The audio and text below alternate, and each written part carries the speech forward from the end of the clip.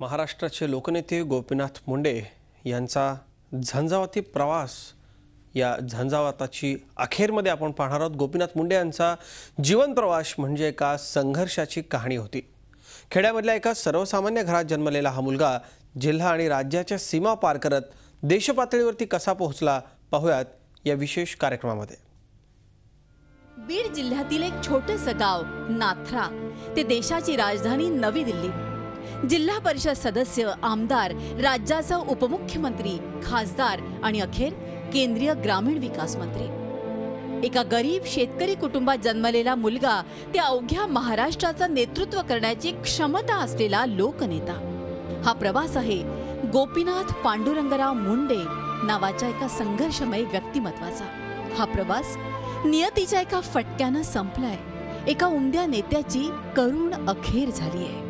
12 डिसेंबर 1949 नाथरा या गावात एका शेतकरी कुटुंबात गोपीनाथ मुंडे यांचा जन्म झाला। परळी तालुक्यातील हे एक दुष्काळी गाव। याच गावानं दिला गोपीनाथ मुंडे नावाचा एक झुंजार नेता। वडील पांडुरंगराव आणि आई लिंबाबाई यांनी परिस्थितीशी संघर्ष करत मुलांना जिद्दीनं शिकवलं।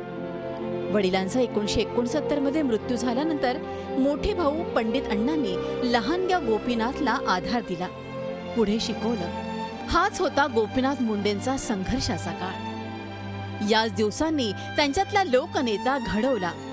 सर्वसामान्य कष्टकऱ्यांचं दुःख दूर करण्याची प्रेरणा गोपीनाथ मुंडेंना दिली ती या संघर्षमय दिवसांनी।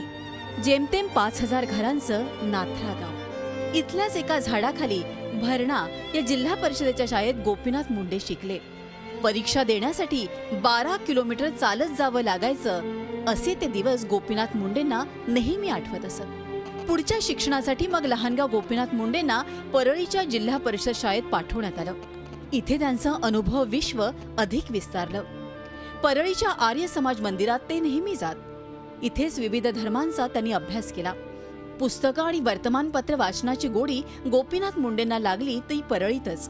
मग मुंडे कॉलेज शिक्षणासाठी अंबाजोगाईत दाखल झाले। इथे खऱ्या अर्थानं गोपीनाथ मुंडेंच्या नेतृत्वाचा जन्म झाला। कोणतीही राजकीय पार्श्वभूमी नसलेले गोपीनाथ मुंडे विद्यार्थी चळवळीत सक्रिय झाले। विद्यार्थ्यांच्या मागण्यांसाठी त्यांनी आंदोलनं केली। कॉलेज निवडणुकांमध्येही त्यांनी भाग घेतला, पण निवडणूक मात्र लढवली नाही। अंबाजोगाईतल्या कॉलेज दिवसांमध्येच त्यांची भेट झाली ती प्रमोद महाजन नावाच्या एका उमद्या तरुणाशी। ही साथ पुढे खूप बहरली। प्रमोद महाजन अखिल भारतीय विद्यार्थी परिषदेचे तालुका सचिव होते। हा काळ होता 1970चा। प्रमोद महाजन यांच्या आग्रहावरून गोपीनाथ मुंडे नावाचा तरुण संघ परिवारात दाखल झाला आणि ही साथ अखेरपर्यंत टिकली। विद्यार्थ्यांची आंदोलनं, ग्रामीण भागातील मुलांसाठी संघर्ष, संघाची शिस्त आणि नेतृत्वाची पायाभरणी। गोपीनाथ मुंडे नावाचा नेता आकाराला येत होता। 1971च्या लोकसभा निवडणुकीत बीड लोकसभा मतदारसंघात जनसंघाच्या उमेदवारीसाठी गोपीनाथ मुंडे प्रचारात उतरले। ही त्यांच्या राजकीय जीवनाची सुरुवात होती। गोपीनाथ मुंडे नावाचा हा उमदा तरुण संघ नेतृत्वानं अचूक हेरला होता। गोपीनाथ मुंडेंच्या नेतृत्वाला संघाच्या शिस्तीत आकार यायला लागला होता। 1997 मध्ये पुण्यात राष्ट्रीय स्वयंसेवक संघाच्या शिक्षा वर्गात मुंडे गेले। इथे संघाची विचारधारा, संघाची शिस्त आणि देशसेवेची दिशा गोपीनाथ मुंडेंना मिळाली। बीड नंतर पुण्यानं गोपीनाथ मुंडेंच्या जडणघडणीत मोठा हातभार लावला। एका ग्रामीण भागातील तरुणाला पुण्यानं नव्या जगाची ओळख करून दिली, नेतृत्वाला दिशा दिली। पुण्यातल्या ILS लॉ कॉलेजला गोपीनाथ मुंडेंनी प्रवेश घेतला। इथेच त्यांची भेट झाली ती विलासराव देशमुख या लातूर जिल्ह्यातील बाभळगावच्या तरुणाशी। पुढे राजकीय वाटा वेगळ्या असल्या तरी विलासरावांशी कॉलेजमध्ये जुळलेली मैत्री गोपीनाथ मुंडेंनी आयुष्यभर जपली। पुण्यात कायद्याचे शिक्षण घेत असतानाच संघाच्या कामात मुंडेंचा सहभाग वाढत होता। पुण्यातील मोतीबाग या संघाच्या पुण्यातील मुख्यालयातही गोपीनाथ मुंडे वर्षभर होते।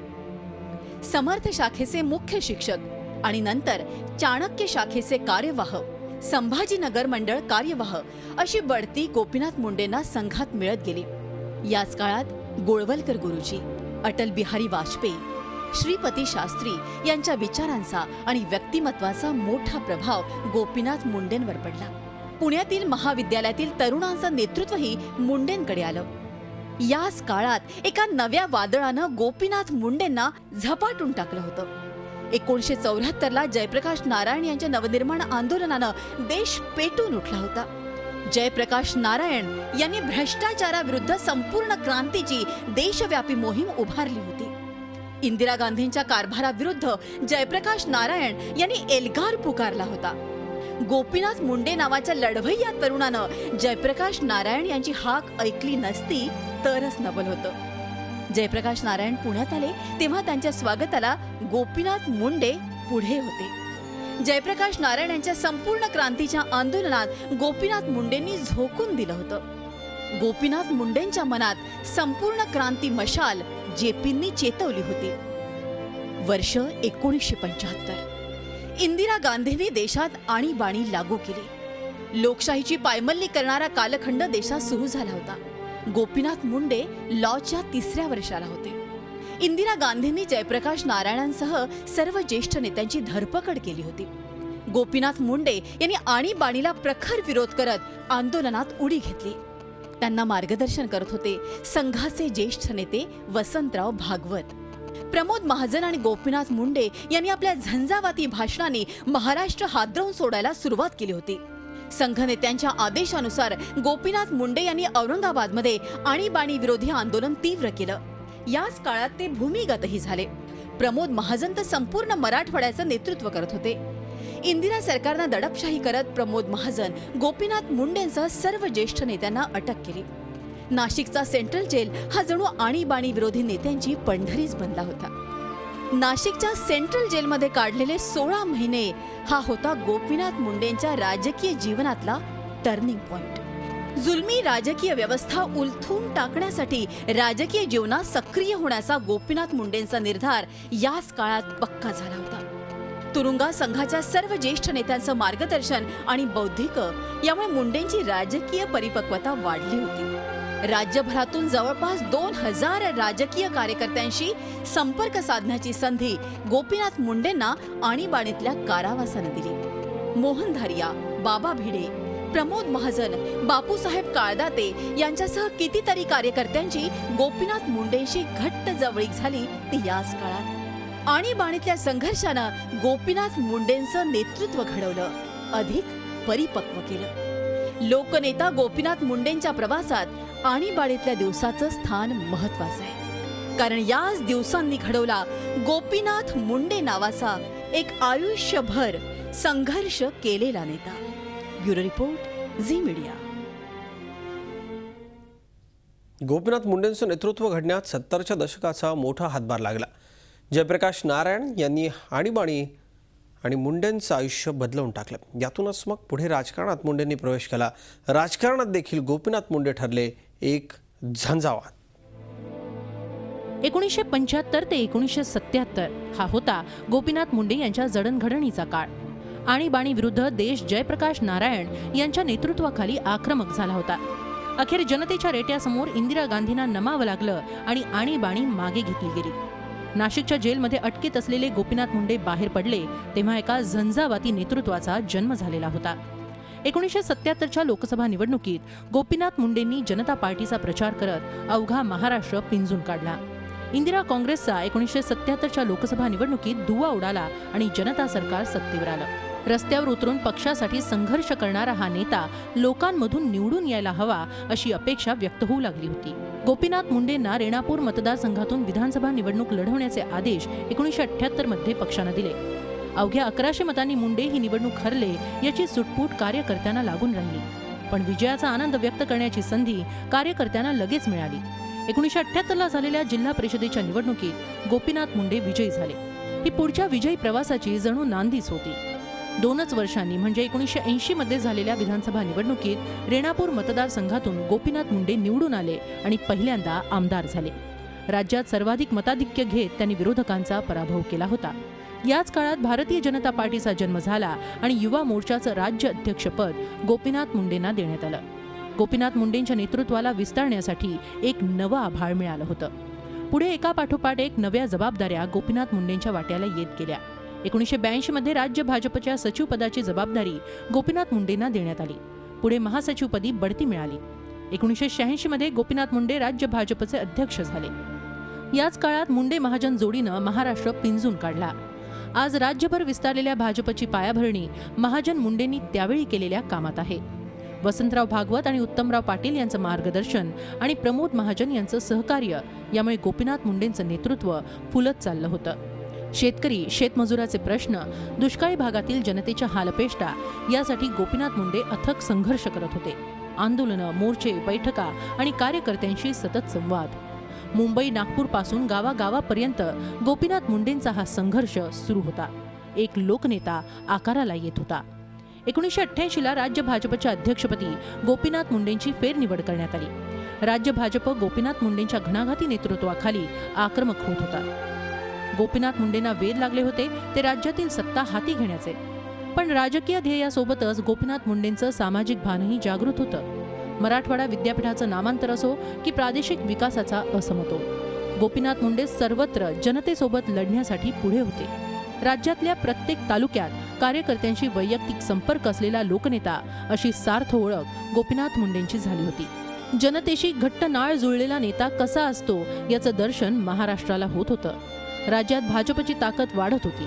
1990च्या निवडणुकीत भाजपचे 42 आमदार निवडून आले आणि विधिमंडळात त्याचं नेतृत्व करण्याची जबाबदारी गोपीनाथ मुंडेंना देण्यात आली. एका वर्षानंतरच 12 डिसेंबर 1992ला गोपीनाथ मुंडे विधानसभेतले विरोधी पक्षनेते झाले.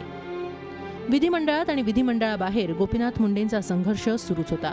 राजकारणाचं झालेलं गुन्हेगारीकरण गोपीनाथ मुंडेंनी ऐरणीवर आणलं. याच काळात गोपीनाथ मुंडे विरुद्ध शरद पवार असा संघर्ष महाराष्ट्रानं पाहिला. शरद पवारांसारख्या मुख्यमंत्र्यांविरोधात गोपीनाथ मुंडेंनी रान उठवलं. याच काळात गाजली ती गोपीनाथ मुंडेंनी शिवनेरी ते शिवतीर्थ ही राज्यातील 300 तालुक्यांना भेट देणारी संघर्ष यात्रा. राज्यात सत्ता बदल होणार याची ग्वाही देणारी ही यात्रा होती. गोपीनाथ मुंडेंच्या अथक प्रयत्नांनी मंत्रालयावर भगवा फडकवण्याचं स्वप्न आवाक्यात आलं होतं. Bureau report, Zee media, Mumbai. राज्यामध्ये युतीची सत्ता असताना भूषवलेलं उपमुख्यमंत्री पद हा गोपीनाथ मुंडेंच्या आयुष्यातला एक महत्त्वाचा कालखंड होता. सत्तेबाहेर असताना हेच दिवस मुंडेंना सतत प्रेरणा देत असत. गोपीनाथ मुंडे यांच्या आयुष्याला कलाटणी देणारं वर्ष म्हणजे 1995. 14 मार्च 1995 मंत्रालयावर भगवा फडकवण्याचं स्वप्न साकारलं होतं. राज्यात शिवसेना भाजपचं सरकार मनोहर जोशी यांच्या नेतृत्वाखाली सत्तारूढ झालं होतं. गोपीनाथ मुंडे राज्याचे उपमुख्यमंत्री झाले होते. शरद पवार विरुद्ध गोपीनाथ मुंडे या सामन्यात गोपीनाथ मुंडे यांची सरशी झाली होती. गोपीनाथ मुंडे यांनी शरद पवार यांच्या विरुद्ध केलेल्या राज्यव्यापी प्रचाराला यश आलं होतं. 288 जागांपैकी 148 जागा जिंकत शिवसेना भाजप युती सत्तेत आली होती. 2 डझन अपक्ष आमदारही युतीबरोबर आले होते. काँग्रेसची सत्ता संपली होती. राज्यात भगवं सरकार सत्तेवर आलं होतं. शिवसेना प्रमुख बाळासाहेब ठाकरेंचा करिश्मा, अटल बिहारी वाजपेयींच्या सर्वसमावेशक नेतृत्वाची मोहिनी, प्रमोद महाजन यांच्या तुफानी वक्तृत्वाची किमया आणि गोपीनाथ मुंडे यांचा झंझावात यामुळे हे यश मिळालं होतं. गोपीनाथ मुंडेंसाठी हा स्वप्नपूर्तीचा क्षण होता. गोपीनाथ मुंडेंचं नेतृत्व झळाळून निघालं होतं. नाथरा गावातील एक गरीब कुटुंबातला तरुण संघर्ष करत मंत्रालयात सत्तेच्या स्थानावर पोहोचला होता. गोपीनाथ मुंडे महाराष्ट्र राज्याचे उपमुख्यमंत्री झाले होते. युती सरकारच्या काळात ऊर्जा आणि गृह खात्याचा कारभार आणि उपमुख्यमंत्री पदाची जबाबदारी गोपीनाथ मुंडेंकडे होती. शिवसेना भाजपच्या युती सरकारमध्ये सत्तेचं एक महत्त्वाचं केंद्र म्हणजे गोपीनाथ मुंडे होते. भाजपसाठी नवी दिल्लीत प्रमोद महाजन आणि मुंबईत गोपीनाथ मुंडे यांच्या शब्दाला मान होता. मुंडे महाजन यांचा तो सुवर्ण काळ होता. कसा होता गोपीनाथ मुंडे यांच्या उपमुख्यमंत्रीपदाचा कार्यकाळ? गृहमंत्री म्हणून पोलीस दलाच्या आधुनिकीकरणावर मुंडेंनी भर दिला. पोलीस दलाला आधुनिक शस्त्र मिळावीत म्हणून त्यांनी निधीची तरतूद केली. पोलीस दलाचं मनोधैर्य वाढावं यासाठी त्यांनी प्रयत्न केले होते. मुंबईत त्यावेळी गँगवॉरनं डोकं वर काढलं होतं. खंडणी आणि धमक्यांचे फोन यांनी थैमान घातलं होतं. मुंबईच्या रस्त्यांवर रक्त सांडलं जात होतं. गृहमंत्री गोपीनाथ मुंडे पोलीस दलाच्या पाठीशी खंबीरपणे उभे राहिले. पोलीस एन्काउंटर वाढले आणि गुन्हेगारी विश्वात पुन्हा पोलिसांचा दरारा निर्माण झाला. मुंबईतलं गँगवॉर मुंडेंनी मोडून काढलं. अर्थात पोलीस एन्काउंटरबद्दल टीकाही झाली, पण मुंडे ठाम होते. ऊर्जा मंत्री म्हणून राज्य भारनियमन मुक्त होण्यासाठीही मुंडेंच्या काळात प्रयत्न झाले. गोपीनाथ मुंडे युती सरकारच्या काळात सत्तेचं केंद्र बनले होते. त्यांच्या राज्यव्यापी नेतृत्वावर शिक्कामोर्तब झालं होतं. राज्याचं नेतृत्व करण्याची क्षमता असलेला एक लोकनेता अशी त्यांची सार्थ प्रतिमा बनली होती. सत्तेच्या केंद्रस्थानी असतानाही गोपीनाथ मुंडेंनी आपल्यातला माणूस मात्र हरवू दिलेला नव्हता. सत्तेच्या वलयातही त्यांच्यातला कार्यकर्ता जागता होता. सतत कार्यकर्त्यांच्या गराड्यात असलेला जनतेचा नेता हीच गोपीनाथ मुंडे यांची खरी ओळख होती. 1999च्या विधानसभा निवडणुकीत राज्यातली सेना भाजप युतीची सत्ता गेली, पण गोपीनाथ मुंडे यांच्या भोवतीची गर्दी कायम होती. Bureau report, Zee media, Mumbai. 14 वर्ष सत्तेसाठी संघर्ष केल्यानंतर अखेर गोपीनाथ मुंडेंना सत्ता मिळाली. नरेंद्र मोदींच्या सरकारमध्ये मुंडे ग्रामीण विकास मंत्री झाले. नव्या दमानं त्यांनी कामही सुरू केलं, पण नियतीच्या मनात काही वेगळंच होतं. उषक काल होता होता अखेर काळ रात्र झाली आणि आपला हा उमदा नेता हरपला. हाच तो क्षण ज्याच्यासाठी 14 वर्षांपेक्षा जास्त काळ गोपीनाथ मुंडे यांचा संघर्ष सुरू होता. 1999 पासून हुलकावणी देत असलेली सत्ता अखेर 2014 मध्ये गोपीनाथ मुंडेंनी खेचून आणली होती. 26 मे 2014ला नरेंद्र मोदी यांच्या मंत्रिमंडळात कॅबिनेट मंत्री म्हणून गोपीनाथ मुंडेंनी शपथ घेतली. मंत्री के रूप में अपने कर्तव्य का श्रद्धापूर्वक और शुद्ध अंतकरण से निर्वहन करूंगा. गोपीनाथ मुंडे यांना पुन्हा मंत्रिपद म्हणजे त्यांच्या कुटुंबियांसाठी आनंदाचा क्षण होता. फक्त कुटुंबीयच नव्हे तर मुंडेंच्या चाहत्यांसाठीही हा आनंदाचा क्षण होता. केंद्रात ग्रामीण विकास मंत्री म्हणून गोपीनाथ मुंडेंनी पदभार स्वीकारला. आपल्याला मिळालेल्या खात्याबद्दल ते समाधानी होते. ग्रामीण भागाचा चेहरा मोहरा बदलून टाकायचा आहे असा निश्चय गोपीनाथ मुंडेंनी केला होता. पण अचानक मृत्यूनं घाला घातला आणि गोपीनाथ मुंडेंचं स्वप्न अपूर्णच राहिलं. 1999 ते 2014 हा काळ गोपीनाथ मुंडेंसाठी कसोटीचा होता. 1999 मध्ये गोपीनाथ मुंडे महाराष्ट्राचे उपमुख्यमंत्री होते. त्यानंतर सतत विरोधी पक्षात राहून गोपीनाथ मुंडेंनी संघर्ष केला. 1999 आणि 2004 मध्ये मुंडे आमदार म्हणून निवडून आले, पण या काळात युती सत्तेत नव्हती. विरोधी पक्षात राहून गोपीनाथ मुंडे संघर्ष करत होते. राज्यातील जनतेचे विविध प्रश्न विधिमंडळात मांडत होते. सतत कार्यकर्त्यांशी संवाद साधत होते. राज्यभर फिरत होते. या काळात त्यांनी सतत जनतेच्या प्रश्नावर विधिमंडळात आणि विधिमंडळाबाहेर रस्त्यावर येऊन आवाज उठवला. मराठवाड्यासह सगळ्या मागास भागाचा विकास व्हावा यासाठी प्रयत्न केले. 2009 मध्ये गोपीनाथ मुंडे भाजपचे खासदार म्हणून दिल्लीत गेले. संसदेत खासदार म्हणूनही त्यांनी आपल्या अभ्यास वृत्तीनं ठसा उमटवला. भाजपचे लोकसभेतील उपनेते म्हणून त्यांनी आपली छाप पाडली. महाराष्ट्राच्या प्रश्नांवर मुंडे यांनी नवी दिल्लीत आवाज उठवला. 2014ची लोकसभा निवडणूक म्हणजे गोपीनाथ मुंडेंसाठी एक युद्ध होतं. कुठल्याही स्थितीत केंद्रात भाजपची सत्ता आणायची आहे यासाठी मुंडेंनी कंबर कसली होती. राज्यात महायुती आकाराला येण्यासाठी गोपीनाथ मुंडेंनी घेतलेला पुढाकार महत्वाचा होता. शिवसेना भाजप या युतीला रामदास आठवले, महादेव जानकर, राजू शेट्टी असा एक साथीदार जोडत त्यांनी महायुतीला आकार दिला. राज्याची सखोल सामाजिक, आर्थिक आणि राजकीय जाण असलेला गोपीनाथ मुंडेंसारखा नेता होता, म्हणूनच महायुती आकाराला आली. महायुतीला राज्यात मिळालेल्या यशात नरेंद्र मोदींच्या करिश्म्याबरोबरच गोपीनाथ मुंडेंच्या नेतृत्वाचाही मोठा सहभाग आहे. लोकसभा निवडणुकीत मिळालेल्या प्रचंड यशानंतर आता महायुतीला राज्य विधानसभेचे वेध लागलेले असतानाच गोपीनाथ मुंडे निघून गेले. राज्यातही महायुतीचीच सत्ता येणार असं वातावरण असताना साहजिकच मुख्यमंत्रीपदाचीही चर्चा सुरू होती. गोपीनाथ मुंडे यांनी पक्ष देईन ती जबाबदारी स्वीकारणार असं सांगितलं असलं तरी मुख्यमंत्रीपदासाठी एक सक्षम लोकनेता म्हणून गोपीनाथ मुंडेंकडेच पाहिलं जात होतं. 1.5 दशकांहून अधिक काळ विरोधात संघर्ष केल्यानंतर आत्ता कुठे गोपीनाथ मुंडे केंद्रात मंत्री झाले होते. राज्यात मुख्यमंत्रीपदासाठी त्यांचं नाव चर्चेत होतं, पण अचानक नियतीनं घात केला.